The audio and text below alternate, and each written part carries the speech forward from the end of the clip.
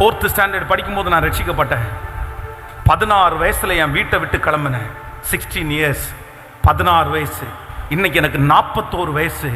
இந்த பலிபீடத்தில் எதுக்கு நான் சந்தோஷப்படணும் இல்லையோ, என் வாழ்க்கையில 41 வயசுல ஒரு பெரும் பாகத்தை தீமையா கழிக்கலைங்க, நன்மையா ஆண்டவரோட கழிக்கக்கூடிய ஒரு கிருபையை கர்த்தர் எனக்கு தந்திருக்கிறேன். இன்னைக்கு இந்த பலிபீடத்தில் பிரசங்கம் பண்ணிட்டு இருக்கும் போதே நான் செத்து போனா கூட, இந்த பலிபீடத்தில் உங்கள்கிட்ட பேசிட்டு இருக்கும் போதே நான் இறந்து போனா கூட கண்டிப்பா நான் துக்கப்பட மாட்டேன். ஏன் அப்படின்னா, இந்த 41 இயர்ஸுக்குள்ள ஏதையோ ஒரு சிலரையாவது உருவாக்குற அளவிற்கு கர்த்தர் என்ன நம்பிட்டார்ல.